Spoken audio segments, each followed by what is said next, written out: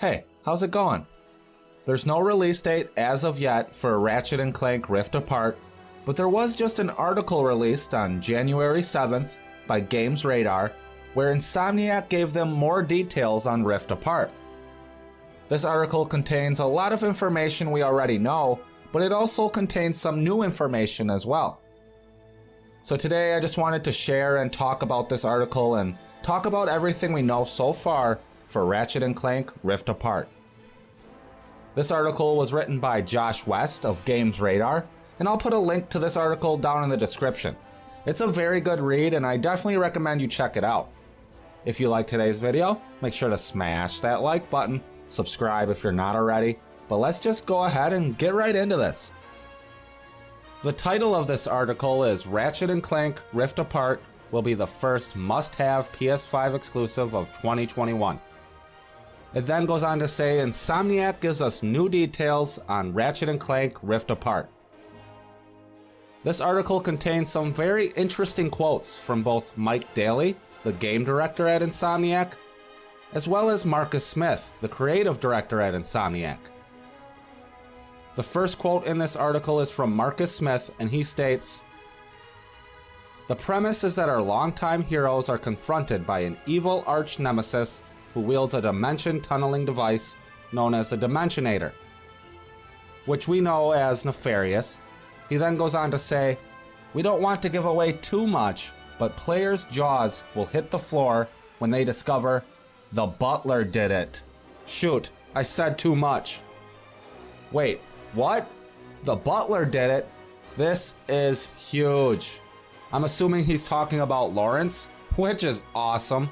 I love Lawrence. He's really funny, and I'm just really excited to see how all of this will play out. Smith also states in this article that the studio is trying to cater to more players than ever before, noting that if you've never played a Ratchet & Clank game, this is an excellent one to start with, as the adventure is a standalone storyline.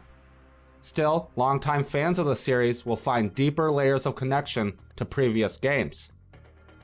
Which we knew this already, but that's awesome to hear. You don't need to play the previous games to play this one, but if you have, there will be some things in there that will connect you to the previous games.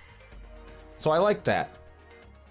Then there's some quotes from Mike Daly, who says, "Since Ratchet & Clank Rift Apart was built from the ground up for PS5, we have access to the broadest palette of techniques and the highest fidelity we've ever had for developing weaponry."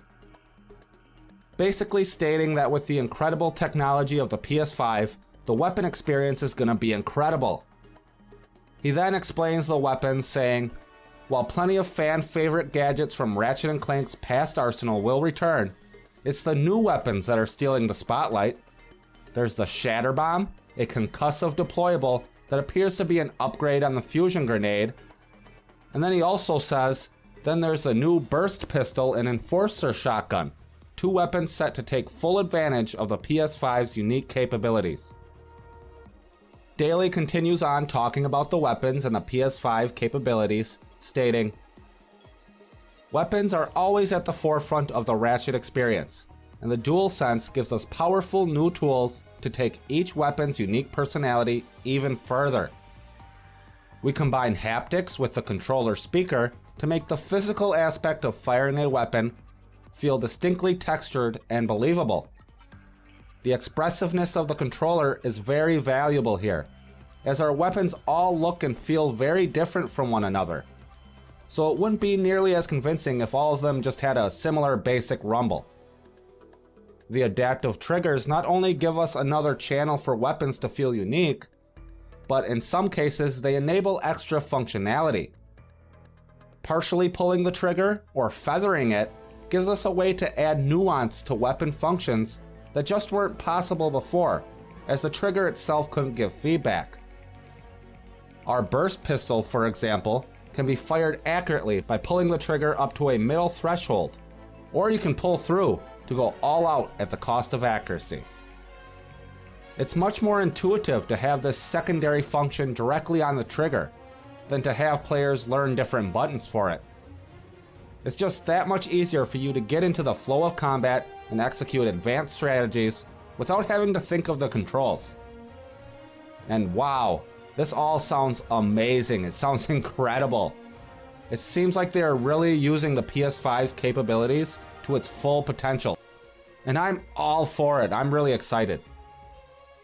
Now, I didn't cover everything in this article, but I did cover the major points. But if you want to read the whole article, it is linked down in the description. And after reading this article, I'm super excited to see if they can pull all of this off.